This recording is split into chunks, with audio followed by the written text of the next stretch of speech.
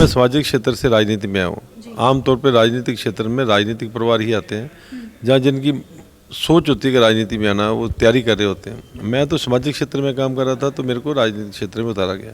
जिसकी सोच सामाजिक काम की हो, जब उसको पावर मिलती है तो फिर वो पावर के साथ सामाजिक क्षेत्र में और अच्छे काम करता है। तो मैंने राजनीति में अगर आया हूँ तो मैं ये सोच के आया हूँ कि अभी तो मैं कुछ चंद लोगों को काम करता हूँ, जब पावर आएगी तो फिर मैं हज़ारों लोगों को काम करूँगा।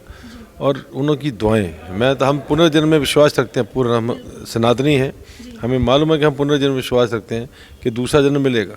दूसरा जन्म अच्छा मनुष्य, अच्छा माँ बाप, अच्छी बॉडी, शरीर, सुंदर तब मिलेगा अगर अपना अच्छे कर्म करेंगे। राजस्थान में चुनाव का माहौल है और ऐसे में ये देखना बहुत ही दिलचस्प होगा कि इस बार राजस्थान विधानसभा का जो चुनाव होना है उसका नतीजा क्या है। और इस विषय पर आज खास बातचीत करने के लिए आदर्श नगर विधानसभा क्षेत्र से हमारे साथ मौजूद है रवि नायर जी, जो कि बीजेपी से प्रत्याशी हैं। इससे पहले कि इनका हम और भी परिचय दें, उससे पहले ये बात बता दें कि ये एक सोशल एक्टिविस्ट की तरह हमेशा काम किए हैं। साथ ही ये समाज के लिए बहुत ही निष्ठावान काम करते रहे हैं और गरीबों की और जो ज़रूरतमंद हैं उनकी मदद करते आए हैं। सबसे पहले साहब का बहुत बहुत स्वागत है। बहुत बहुत धन्यवाद। सबसे पहला सवाल सर, जिस तरह से आपने समाज के लिए करना शुरू किया, वहाँ से लेकर यहाँ चुनाव लड़ने तक का जो निर्णय था वो कितना अहम था? देखिए, मैं 35 ईयर से सामाजिक क्षेत्र में हूँ और मैंने कभी सोचा भी नहीं था कि मैं विधायक का चुनाव लड़ूंगा। समाज कार्य करता था, शाम को घर जाता था और ये कहता था कि ईश्वर तूने धरती पे बनाया, शक्ति दिया, मेरी किसी के काम आती है, मैं बड़ा भाग्यशाली हूँ। मैं कई बार विचार करता था कि यार मेरे पास इस 50 लाख की पॉपुलेशन है जयपुर की, मेरे पास ही लोग क्यों आते हैं काम करने के लिए। फिर मैं कहता था कि भगवान चिड़िया बिठाता है यहाँ पे, तू जा रवि, नहीं तेरा काम करेगा। और बड़ा मज़ा आता था कि जब भी मैं यहाँ आर्य समाज जाता था, मेरा ऑफिस है जहाँ, बड़ के पेड़ के नीचे बैठता हूँ, तो 10-20 लोग यहाँ वहाँ बैठे होते थे और मैं कुर्सी लगाता था, बैठता था, एक का काम ले फ़ोन, और प्रभु की कृपा से उसका काम भी होता था। तो इस बार राजस्थान चुनाव में क्या कुछ ऐसा मुद्दा होगा जो आपके तरफ से जनता के लिए होगा, जिससे जनता आपको चुने? देखिए, मैं सामाजिक क्षेत्र से राजनीति में आया हूँ। आमतौर पर राजनीतिक क्षेत्र में राजनीतिक परिवार ही आते हैं जहाँ जिनकी सोच होती है कि राजनीति में आना, वो तैयारी कर रहे होते हैं। मैं तो सामाजिक क्षेत्र में काम कर रहा था तो मेरे को राजनीतिक क्षेत्र में उतारा गया। जिसकी सोच सामाजिक काम की हो, जब उसको पावर मिलती है तो फिर वो पावर के साथ सामाजिक क्षेत्र में और अच्छे काम करता है। तो मैंने राजनीति में अगर आया हूँ तो मैं ये सोच के आया हूँ कि अभी तो मैं कुछ चंद लोगों को काम करता हूँ, जब पावर आएगी तो फिर मैं हज़ारों लोगों को काम करूँगा। और उनकी दुआएं, मैं तो हम पुनर्जन्म में विश्वास रखते हैं, पूर्ण हम सनातनी हैं, हमें मालूम है कि हम पुनर्जन्म विश्वास रखते हैं कि दूसरा जन्म मिलेगा। दूसरा जन्म अच्छा मनुष्य, अच्छा माँ बाप, अच्छी बॉडी, शरीर, सुंदर तब मिलेगा अगर अपना अच्छे कर्म करेंगे। पिछले 5 साल में आदर्श नगर में विकास कितना हुआ है और कौन से जो पैमाने हैं वहाँ पर विकास आपके आने से ज़्यादा आप करेंगे? मैं कुछ दिन पहले, मैं ज़्यादा किसी विपक्ष के बारे में बोलता नहीं, अपने कामों की चर्चा करो, विपक्षी को क्यों देना। तो मैंने अखबारों में चर्चा सुनी, कुछ वीडियो देखे, ये जो उमरदराज साहब आज इनके पक्ष में बैठे हैं कि जो पट्टी विधायक है, पट्टी खान इसका नाम रखो, कि जगह जगह पट्टी है। तो मैंने कहा यार ये क्या लिखता है। अभी हम आगरा रोड से आ रहे हैं, आप भी कोई मौका मिले तो सर्वे करके आना। मेरे इस बच्चे ने एक वीडियो बनाई है कि टूटी फूटी सड़कें, खड्डियाँ 3-3 फुट के पानी और पट्टी लगी है कि विधायक ने सड़क का निर्माण की पट्टी लगी पड़ी है, देख सकते हैं आप। आपको को तो मैं वीडियो शेयर कर देता हूँ। मतलब विकास कुछ नहीं, दरअसल हुआ क्या कि 5 साल जे करप्शन में डूबे रहे, कुर्सी बचाने में डूबे रहे, और जयपुर के अंदर, राजस्थान के अंदर इतने गंदे कांड हो गए, गला काट जैसी घटनाएं हो गई। कबड्डी का मैच खेलते रहे, कभी जैसलमेर, कभी फेयरमाउंट, कभी दिल्ली, कभी मानेसर, कहाँ कहाँ लेके मेरे को घूमते रहे। और मुख्यमंत्री डिप्टी सीएम को कहता निकम्मा, नकारा, और डिप्टी सीएम मुख्यमंत्री को कह रहा। दिल्ली वाले आ रहे हैं बैठक करने के लिए तो कोई जा नहीं रहा था। ये कबड्डी का मैच देखते रहे, शोषण, पेपर लीक, हत्याएं, जंगल राज, तुष्टीकरण, कौन सी ऐसी चीज़ें, मतलब ये हमें शर्म आती थी कि राजस्थान जो वीर भूमि है, महाराणा प्रताप की भूमि है, वीरों के नाम से जाती, पद्मावती के जौहर से जानी जाती है राजस्थान की धरती। राजस्थान की धरती तो शूरों की धरती है। यहाँ पर इतना भ्रष्टाचार, मंदिरों, जहाँ मंदिरों को बचाने के लिए महाराणा प्रताप ने घास की रोटी खाई, गाय की रक्षा के लिए जंगल में रहे, आज उस राजस्थान में गायें काटी जा रही हैं, बच्चियों को काट के भट्टियों में डाला जा रहा है। आप सामाजिक कार्यकर्ता के साथ साथ बिजनेसमैन के तौर पे भी जाने जाते हैं। राजस्थान खास करके जयपुर की बात करेंगे तो आपको मार्केट का ज़्यादा अंदाज़ा होगा। विपक्ष ये बार बार इल्ज़ाम लगाती है कि बीजेपी की वजह से महंगाई बढ़ी है। क्या महंगाई बढ़ी है वाकई? महंगाई कहाँ है? महंगाई तो है ही नहीं। महंगाई नाम की चीज़ है कहाँ? आज देश कहाँ ग्रो कर रहा है? महंगाई की दर देखो आप। सबसे महंगा पेट्रोल अगर है हिंदुस्तान में तो राजस्थान के अंदर डीजल पेट्रोल है। एक चीज़ और आपने बात कही जहाँ पर हिंदुत्व की बात, सनातन की बात, राजस्थान में कई मंदिर तोड़े गए और साथ ही सनातन विरोधी देखा गया है कांग्रेस की विचारधारा को, ऐसा लोग कहते हैं, हम नहीं कह रहे हैं। तो उसे लेकर आप उसके बचाव के लिए, हिंदुत्व के बचाव के लिए क्या कदम उठाएंगे? देखिए, हिंदुत्व के बचाव के लिए तो क्या बात करेंगे। हिंदू तो संस्कृति, सनातन संस्कृति इतनी महान है कि हम तो चींटी में भगवान देखते हैं, पेड़ों में भगवान देखते हैं, पत्थरों में भगवान देखते हैं, कण कण में भगवान देते हैं, चारों तरफ भगवान देखते हैं।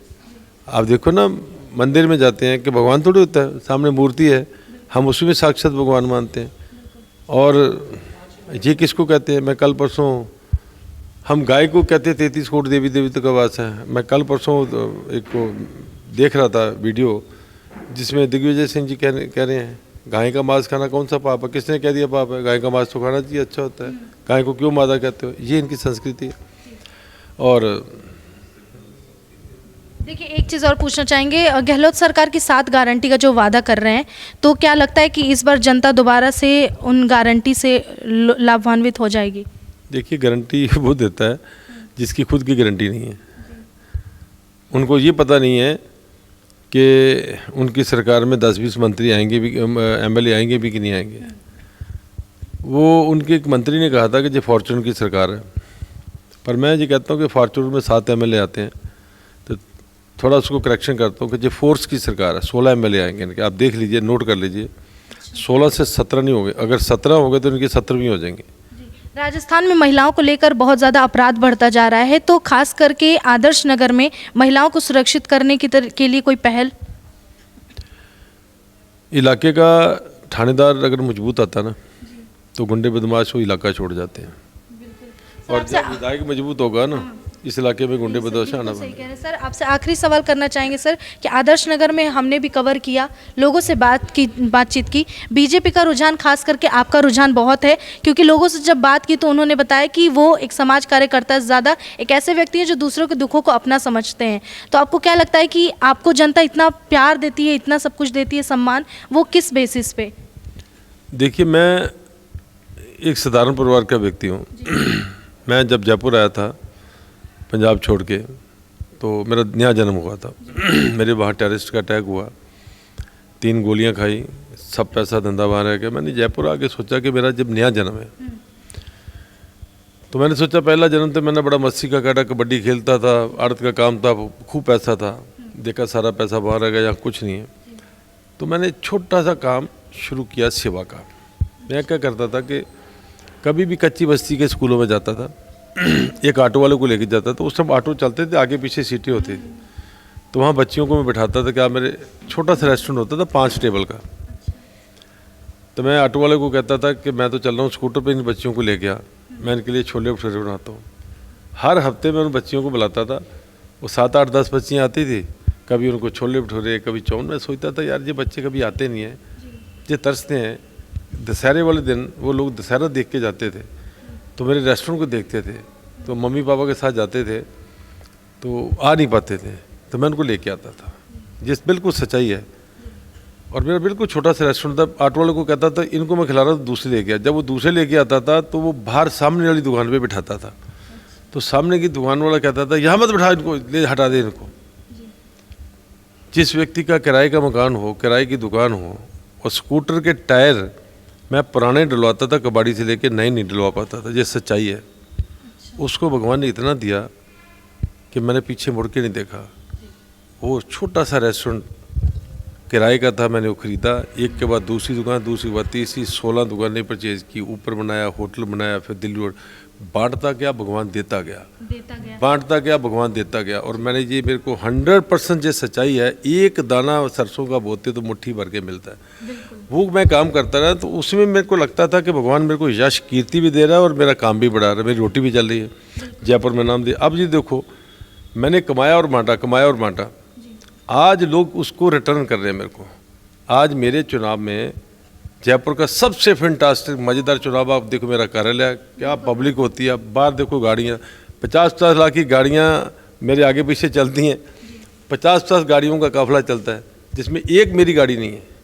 उन गाड़ियों में डीजल कौन डलवा रहा है, ड्राइवर किसकी है, गाड़ी किसकी है, मेरे को पता नहीं है। मैं उतरता 50 लाख की गाड़ी पे हूँ, जबकि मैं ईवी स्कूटर चलाता हूँ। मेरे पास कोई गाड़ी नहीं है। 2000 मित्र ऐसे लगे हुए हैं जैसे दुकानें छोड़ रखी हैं, 20 दिन से कोई दुकान भी नहीं जा रहा, सब काम कर रहे हैं। ये देखो, ये बिजनेसमैन है, बहुत बड़े बिल्डर हैं, इनको पता नहीं कि इनकी बिल्डिंग कहाँ बनी है। बस एक ही दोनों के रवि निर्भुजा, इनको ये पता है कि ये सामाजिक कार्य करता है, ये समाज में अच्छे काम करेगा तो वो पुण्य जो मिलेगा, उसके पुण्य के भागीदारी हम भी होंगे। ये अश्वमेध यज्ञ में अपनी आहुति डाल रहे हैं जो सब लोग, ये कहाँ से आए, ये कहाँ से आए, ये गुजराती हैं, कहाँ से आए मेरी मदद करने के लिए, ये सब दूर दूर से लोग हैं। इनको सबको पता है कि ईमानदारी से काम करेगा और ये सेवा के काम करेगा। और मैं आपको बता दूं, मैं जो कहता हूं वो करता हूं। मैंने आपको कहा ना कि अगर वो मेरे से नई चीज़ें हुई थी तो फिर मैं ये सोचूंगा ये मेरा रास्ता ठीक नहीं है, मेरे को ताकत मिली और मैं ये काम नहीं कर रहा तो फिर क्या फ़ायदा। फिर तो जो मैं पहली तरह काम कर रहा था ठीक है, वो ठाकुर जी कृपा करते हैं, मैं खुश हूँ, उसी से संतुष्ट हूँ। कैमरे के माध्यम से आदर्श नगर की जनता से क्या कुछ कहना चाहेंगे, दिल की बात? कि अच्छे दिन आ गए, अच्छे दिन आ आ गए। तो हमारे साथ इस वक्त आदर्श नगर विधानसभा क्षेत्र से बीजेपी प्रत्याशी रवि नैयर जी थे। आप इनकी बातों से कितने सहमत हैं, अपनी राय में कमेंट में ज़रूर बताएं। देखते रहें सच टॉक्स। जय हिंद।